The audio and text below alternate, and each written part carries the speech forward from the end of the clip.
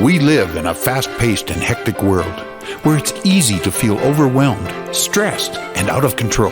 How do you manage all the competing pressures without losing sense of yourself? How do you stay focused enough to not only plot a path, but follow it? Welcome to Master Your Life, a show that offers inspiration, insight, and intelligence, as well as success stories from many walks of life that can show you how you can control your own destiny. Our knowledgeable and entertaining host and her guests give practical advice that you can use every day in the quest to master your life. Now, here's your host, Leaha Mattinson. Hi, everyone, and welcome to today's episode of Master Your Life. Thank you so much from wherever it is you are in the world for tuning in. I really appreciate you being here.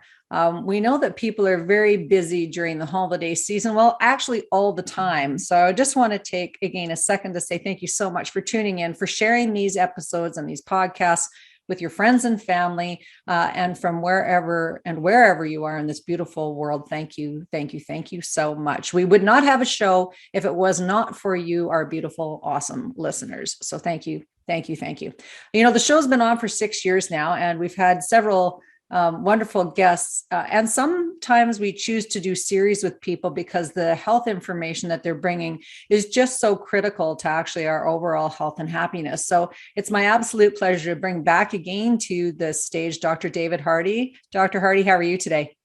Doing great, Leah. Thanks for having me again. This is going to be another exciting episode. I can feel it. Yeah, absolutely. It is. So if anyone hasn't checked out our prior podcast, I think we're at about number 7 or 8 right now. So go back and take a look. We've talked about everything from neurological health, from birth to death, from patient preference of care, to sexual health and sexual energy. So we've talked about a wide range of things. We've talked about things about chronic illnesses. We've talked about autoimmune disorders. Today, we're going to dive into really important topic around Christmas and holiday blues and what would be great gifts for the season. So whether you celebrate Christmas or you are into doing New Year's parties, or you maybe do Valentine's or even Thanksgiving, this topic covers a lot of our life because we celebrate a lot. And, during those times of celebration, sometimes that's the most acute times for people to experience blues. So, Dr. Dave, weigh in on that. Well, yeah, I'm starting to feel the Christmas blues myself. Oh, no. It's just that time of year. Everything is just so dark here. The sun goes down so early. And then, of course, you got all the stress of the holiday season coming up as well. And this year, of course, it just feels like we're kind of in this floating stage of blah.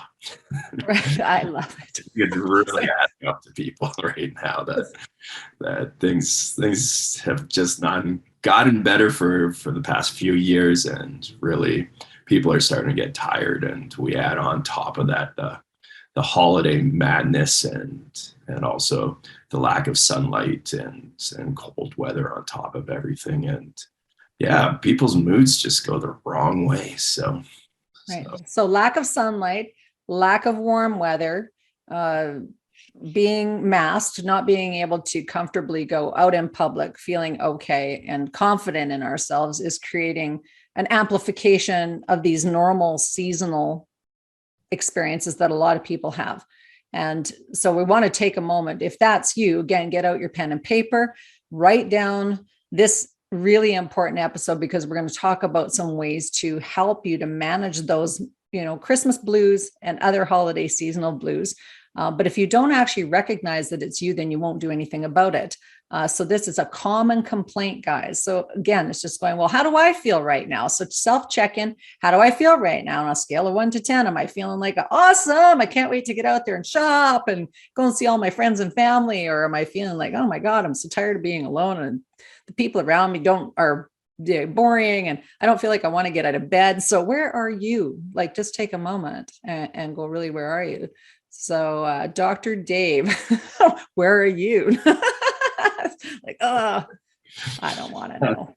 Well, right now, this time of year, it's junk food. So yeah, sweet tooth is come back with a vengeance, and yeah, I'm not liking it too much because then I get all this brain fog and just feel down in the dumps because I had these sugar highs, and well, I'm gonna enjoy it for maybe a couple more weeks, and then I am going to go back into the routines that got me healthy in the first place. So we'll probably talk about New Year's stuff in a bit, but let's just talk about coping with everything right now. So yeah, I try very hard to replace the junk food with something that is healthy, nutritious, that I love the taste of instead. And then it's not that torture that comes with a plate full of cookies in front of you and eggnog and rum and everything else that's so great about this time of year. It is great. Look, and if those of you who are actually only listening to the podcast, make sure you come over to the masteryourlife.ca website so you can see the video version, or check it out on YouTube because we do have the video version. And I am already drinking out of my copper cup. Okay, it's water. But maybe later it'll get a little more high risk. Who knows? Who knows? Yeah, just when you put orange juice into your sparkling wine does not make it healthy, people, but I just about spit my water out on the mic. What? Orange juice in your sparkling wine doesn't make it more healthy? Well, there's a hot tip. I think we can end the show right now. Dropped. What else do people need to know? I appreciate your candor, though, Dr. Dave, because seriously, people really do struggle. I remember years ago when I started out in my counseling career, like in 1991. Yeah, it was a long time ago, but many people were struggling with, it was labeled seasonal affective disorder. And then people would run out and buy these satellites, and the lights you could sit in front of, and then you got that vitamin D hit. And it was a good mood booster for a lot of people. What kind of tools or what kind of things can you recommend also, besides staying away from the Yes, sunlight is one of the biggest nutrients we get, and we kind of ignore that fact because we're told that sunlight's going to cause skin cancer. Well, just like everything else, too much is going to be detrimental. But they've done studies even in patients with melanoma and so skin cancer, and sunlight exposure was actually one of the factors that kind of went into length of life with a disorder. So it's one of those things that it's you're getting too little, too much, or just the right amount of. And of course, for fairer skinned people like ourselves, it's very easy to get too much in the summer. But also during this time of year, for everybody, we're getting too little. And of course, sunlight is giving us this huge supply of energy, or we could call it electrons, we can call it whatever we want, but it's fueling ourselves, it's fueling our cells, and it's needed. So the other thing sunlight does, of course, is it's light, and we see it. It comes into our retinas in the back of our eyes, and it stimulates those parts of the brain. So yeah, we can supplement with a bit of fake sunlight with different satellites and everything else. The Scandinavian countries have known for years that saunas kind of make them feel better, and well, saunas or sweat lodges have been used in Native Canadian culture for a long time as well. So there's an energy process from the saunas as well. And then what's coming out now is pulsed electromagnetic frequencies as well. And usually when we hear electromagnetic frequencies, a lot of people's minds are going to be going, well, that's horrible. That's stuff that can really be detrimental to us. And once again, going back into too much, too little, or the right amount. And it is energy. But if it's at an intensity that is too high, then it's detrimental to us. But if it's at a correct frequency, it's actually very beneficial to us. So there are all these research articles and pieces of equipment coming out on on pulsed electromagnetic frequencies as well. And once again, it's fueling our cells and everything else with energy. And then the thing when we hear energy is we're constantly thinking about just food. Well, food's part of the puzzle. And yeah, of course, we in science school, we memorize the Krebs cycle and the electron transport chain and all that dorky stuff that you forget about the second you've written the test. Right. But I think it's a little naive that we think electrons only come from food and go down the electron transport chain. When there's such an abundance of electrons flowing through other areas that we're exposed to all the time. And our cells need that energy to survive and thrive. So right now it's a matter of finding other sources other than sunlight and being able to, once again, rejuvenate ourselves the best we can during this dark period of winter. Right. Yes. And I think too, it's not very often that we have multiple dark days in a row, but it does happen. And so that having those alternative sort of ideas is important. But so I also go like, how much of my time am I spending outside or getting the natural treatment versus the synthetic treatment, let's call it the reasonable facsimile, but not necessarily from nature. And then that's something else that I sort of gauge in terms of, am I treating myself the best that I can, or is there some things that I could do a little better? And it's so funny how little time it takes when you're in the sunshine, so if you walk out of the sunshine and here, take your toque off and then you get the sunshine on the top of your head and in your eyes. It's like take off your complete shaded eyeball, wear too, which is something else we do. Like we goggle up here because it's so sunny and it's shining off of the snow and the ice can be blinding, so that, being sensitive to our own needs, whatever they are, but taking that 5 minutes, 2 minutes, whatever it is out even if it's icy cold out, you can really notice a difference I notice a huge difference in my physiology and my mood, in my energetic state when I just get outside for a couple of minutes. And so when I compare that to the amount of work that it takes for me to go to a sauna or something like that, just the amount of energy taken, the planning, I got to go make an appointment, etc. Unless you've got one in your house, which is cool too. Let's do that. Christmas gifts isn't that would be the ultimate Christmas gift is That's like those and look, I have room. Saunas. One of the cool things, and I purchased one myself because I'm like, it's Christmas time for myself whenever I want. Yes, it is. I deserve it. But awesome. Of course, going out and buying a $10,000 sauna was not in my budget. So the cool thing is now there's these sauna blankets, which are really amazing because it's infrared and it's got all the crystals and everything else that once again will kind of store some of that energy for us. But the great thing is you can fold it up, store it somewhere else. And it's bulky because, it's a high-powered sauna blanket. But you can sit in it and really relax and feel the heat and energy hitting the body, which is, I think, just amazing that you're now able to have something that's compact and affordable to actually treat yourself or a loved one. So great piece of equipment, no affiliation with any of them. So that's a beautiful idea. That is an absolutely great idea. So is the blanket heavy? Does it feel heavy, like nice and cozy? Or is it kind of like wrapping yourself in a piece of tinfoil?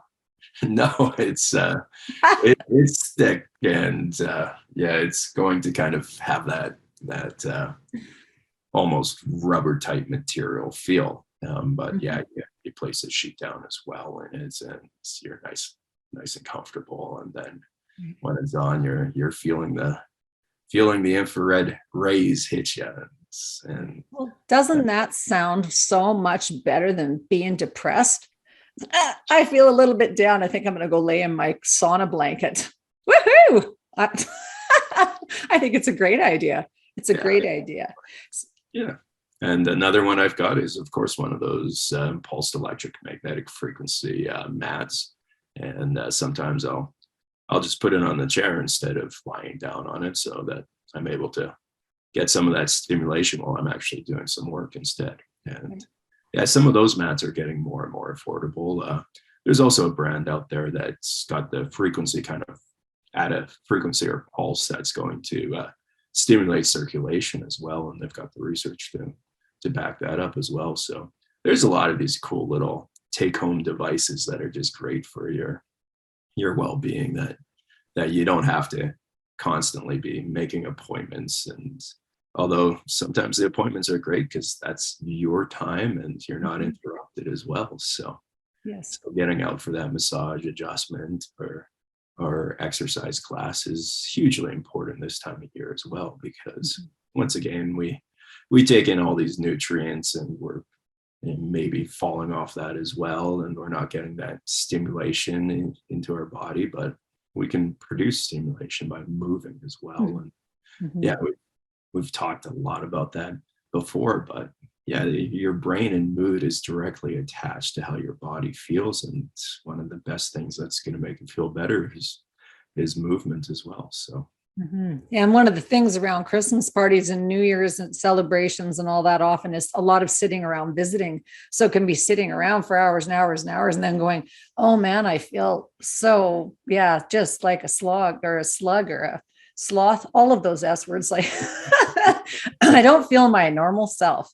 And yes, so that's good. Yeah, hot tips. And we haven't spoken about much of the moving yet in this podcast, but we'll get to it towards the end. And when we're talking about great holiday gifts, can you talk a little bit more about what other symptoms people have when they're in this Christmas blues or holiday season blues?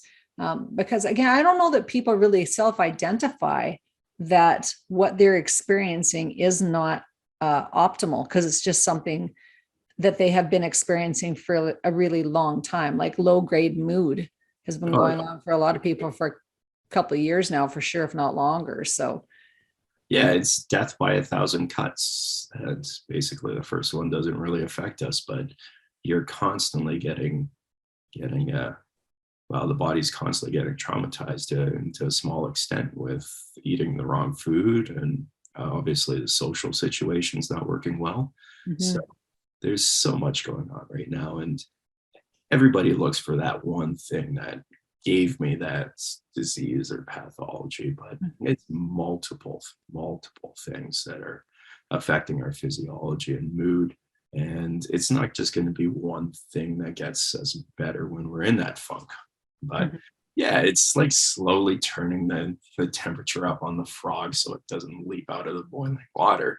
And that's what we're doing to ourselves, is that, yeah, it's our normal, and we're used to obviously pushing ourselves and getting through work right now, getting through school, and going to, well, maybe now going to those parties less. So, but at the same time, is that a good thing? Because then we're not socializing as much now. We're more isolated at a time where we're not at our best and kind of need those support networks as well. So and the Christmas pressure. Yeah, the Christmas pressure is a lot. One of the things I really noticed, because I didn't watch TV at all really not at all in about the last 10 years because of my own neurological condition. So I really have stayed away from it. I do podcasting. People often ask me, what do you watch, Leaha? I haven't watched a single episode of Game of Thrones, like all these things that people watch. I don't have any hot clue. My daughter was trying to talk me into watch some series on Netflix. I said, well, I'll watch for 15 minutes.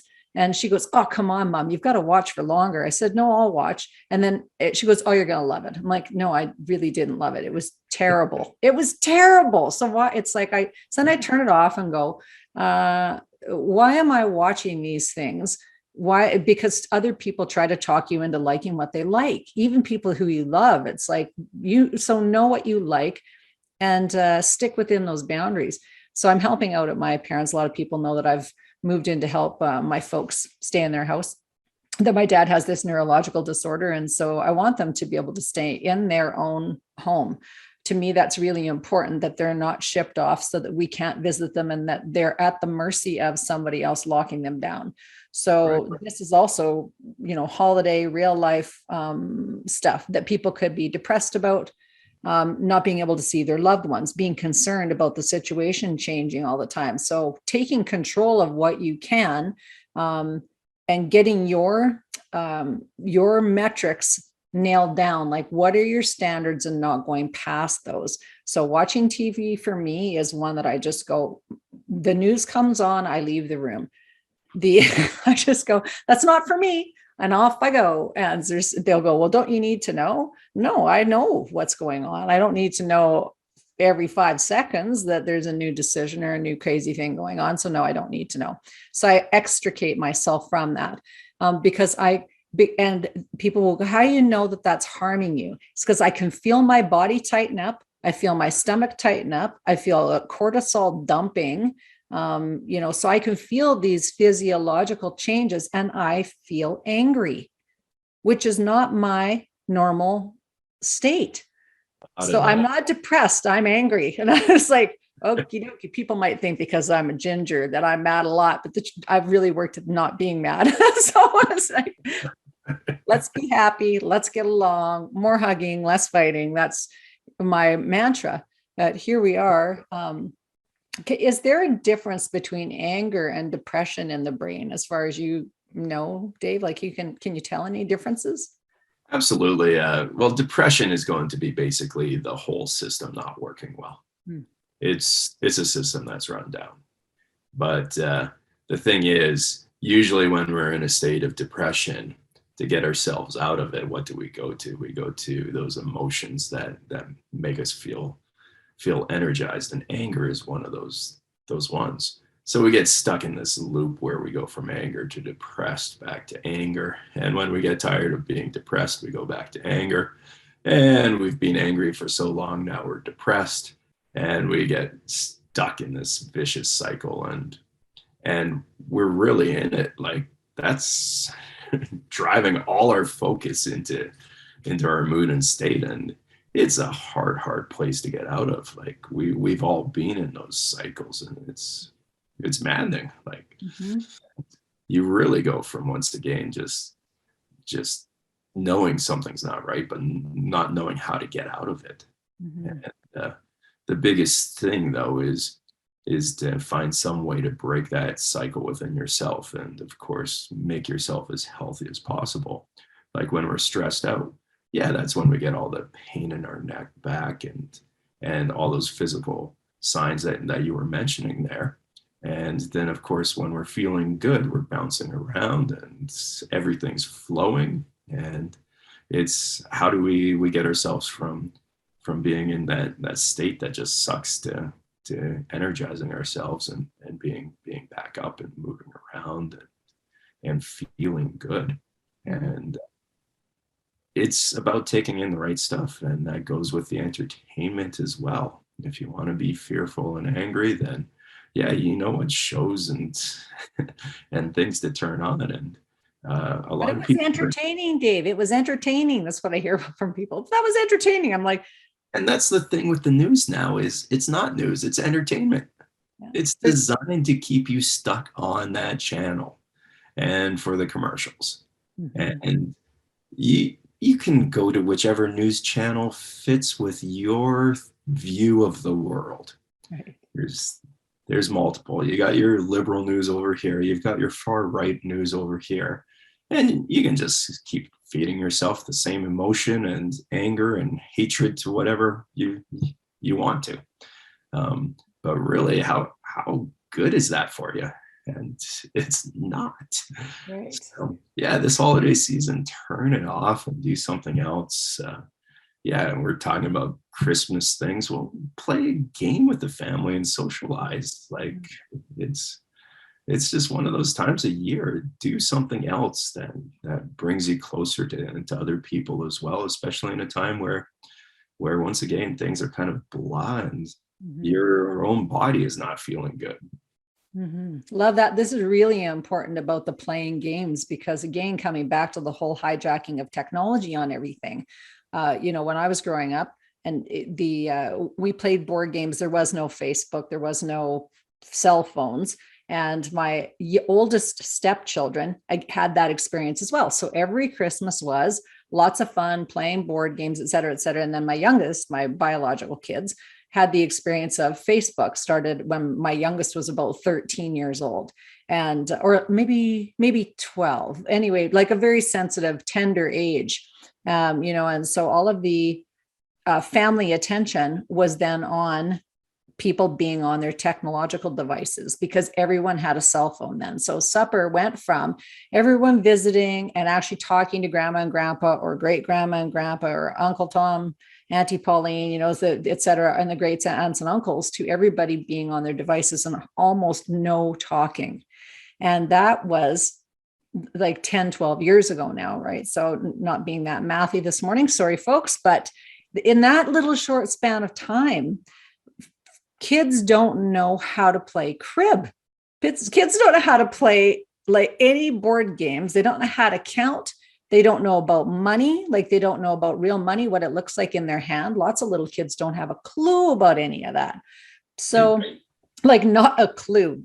Even, I'm not going to say the game name, but because I'm not promoting anything, but they just went, somebody went that they don't actually do paper money anymore. It's an electronic cha-ching thing that you use. So you actually never touch the money ever in these games now. So what little value some of them had prior has been completely gone, is completely gone now. Now, in my opinion, so people maybe don't agree with that, and that's fine. Everyone's allowed to have their own opinion, which is awesome, just mine. So what I've encouraged my family to do this year is and so we have kids as young as 6 months old, and then great grandpa is 83. And we have all variety of people in between every age group that you can imagine, and lots of different ages and stages of life and abilities and capabilities. But we've encouraged everyone when they come in the door to drop their cell phone in a basket, and they're not allowed to have it. And then we're going to bring out the board games, and that the TV is staying off, so this whole, because again, it's like people get disjointed from what it's supposed to be. Like the intention was of Christmas, like, do you actually have any Christmas traditions, and have they been completely hijacked?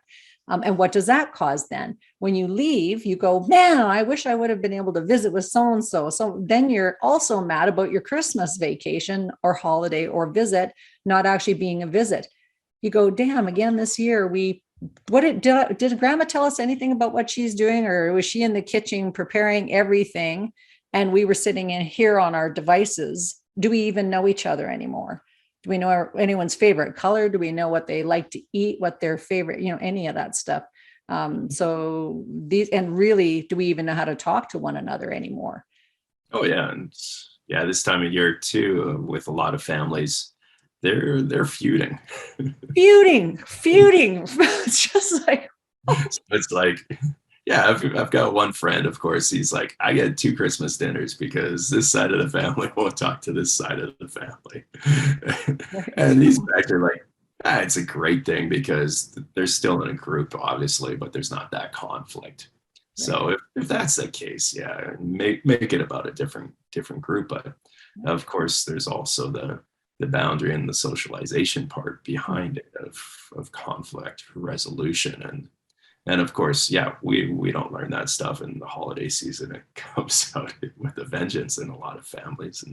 And yeah, and right now it's about stepping back, taking a deep breath, and realizing there's other things to your family besides whatever fear, anger, and depression you've been feeling over the years with them. So yeah, find the 1% of something you can agree on.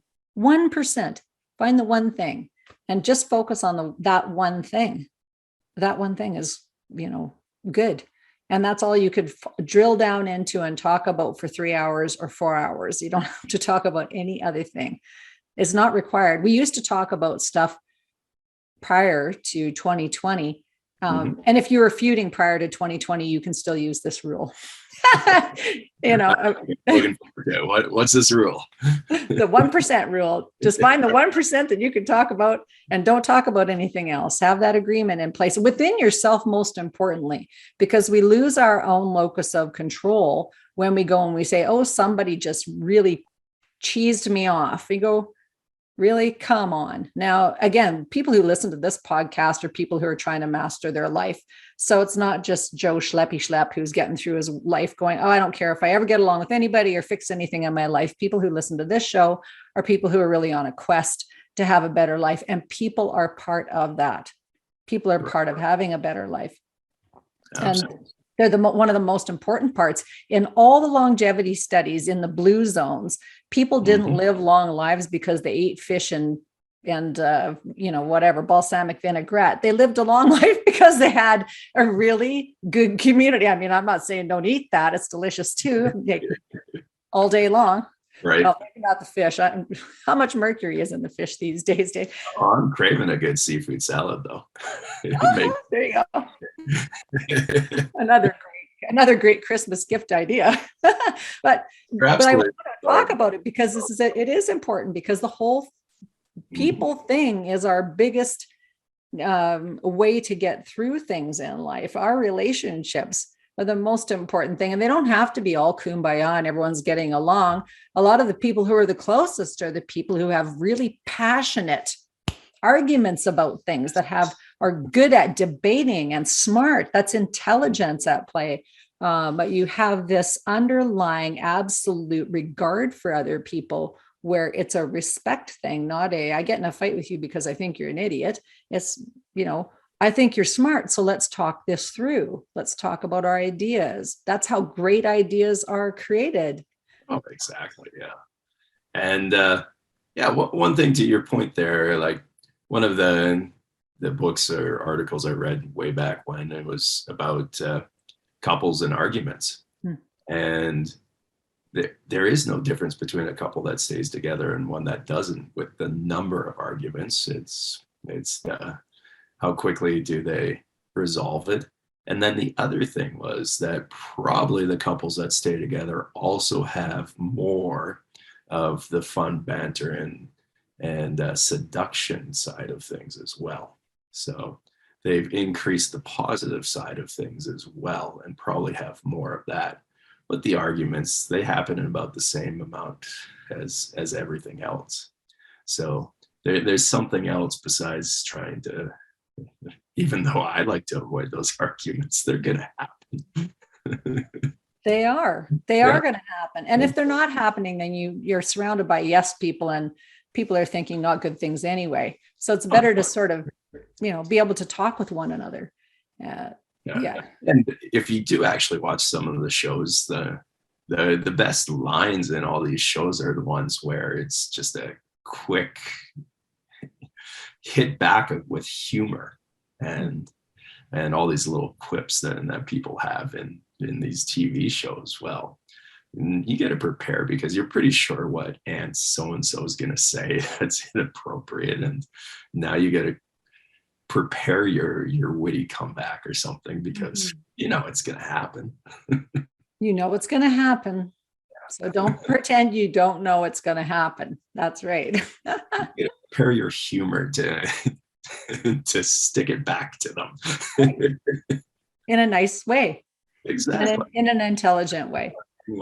That's hilarious. And at least you can laugh at your own joke at the end of it. That's right. And if maybe you'll still get a meal out of it if you play your cards right. The meal's going to bring you closer, and then the board games is another distraction. So strategy in your plan to make it through, have some fun with it. Exactly right. So those are good ideas. And it's fun to think about getting together over the Christmas holidays and for New Year's. Is there anything else in the neurological scheme of things that you see coming up, predominantly, between November, December, January, February, because we do have shorter, daylight, but also just the number of holidays and things we're supposed to be celebrating is amplified a lot. What do you see? Well, personally, like what I've seen in myself, when I lived in the US, I kind of liked that Thanksgiving happened before Christmas, because it was a little break during the lead up time and everything else. So I'd find a weekend where you can relax here before the season happens, and then you feel refreshed going into it. And then too, like once again, it's just insanely boring to be stuck inside all day long. So myself, I'm thinking about getting one of those fat tire bikes so I can go out and play in winter, or skiing, of course. Um, and even great things like horseback riding or sleds or anything just to get us outside and enjoying it. I'm lucky. My dog is a winter dog and will force me to get outside that way, even when I don't like it. But I never regret it at the end of a walk. Like, you just hate getting into it. So Right. force yourself to actually do some of these activities outside, the fresh air and just being social and getting that sunlight is going to be great for you. So enjoy those moments outside, and obviously right now the weather usually isn't too bad, so you're gonna be able to find a few days that you can do that. And yeah, just plan a few weekends where it's a low-key activity that's not stressful but enjoyable to actually get yourself doing something then that's going to be fun for you. And then if you can share it with other people, obviously that's going to be the best as well. uh, it doesn't have to be a large group.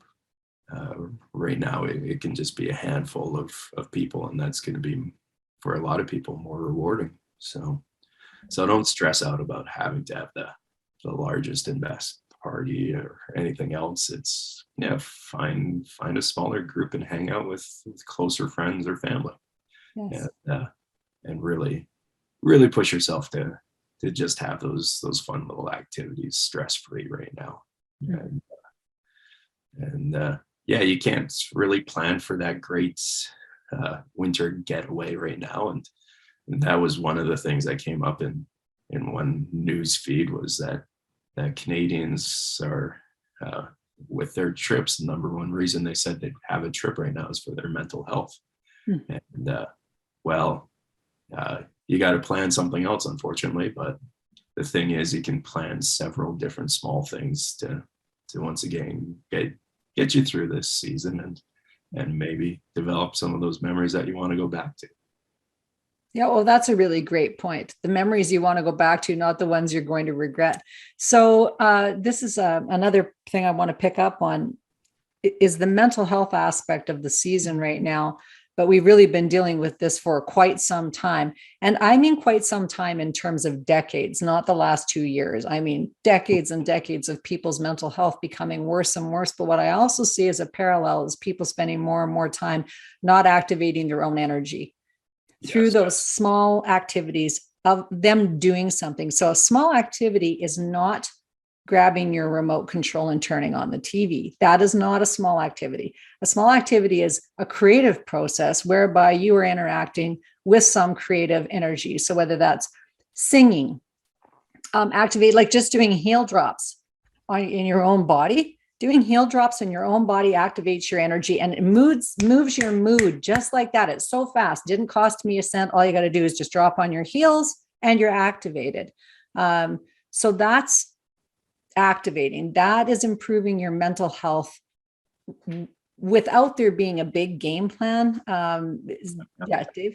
Yeah, one of the silly things I've picked up on, because I think I've got a good voice, but I don't sing well, is just I've started doing those silly little vocal exercises, and actually it's amazing. Just you do them and you actually feel energized afterwards, and you're working on breathing and activating those small tiny little muscles in the back of your throat, which stimulate your vagal system, which fires down and gets the body feeling better.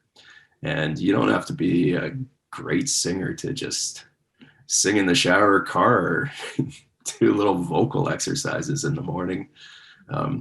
But yeah, it's just one of these things you put in that up your level of feeling, and yeah, they're silly, stupid, and you get to do them by yourself. And then when you're with other people, it's, yeah, you're smiling more because you've activated those muscles in your face that fire into those centers. So yeah, bouncing around, what a great activity. And that's the whole reason people dance too, is you feel this energy from the music hits you, but also from your own body moving and stimulating all those feel-good receptors in your nervous system. Right. So can you sing us a little something? Not a chance. I had to ask. You know what? I love this, the vocal exercises piece, because in Huntington's disease, there's lots of swallowing issues. And in lots of diseases, there's lots of swallowing issues that become a problem later on as disease progresses. So one of the things I did I've sang forever. So I sang growing up, I was singing. I have a family who's very musical. I was lucky. But when I got my diagnosis, I went, how can I actually counteract these swallowing issues as things go along? And I took my singing much more seriously. So I actually got into doing more singing practice exercises every single day to get myself a strong voice. Because it's like any other muscle.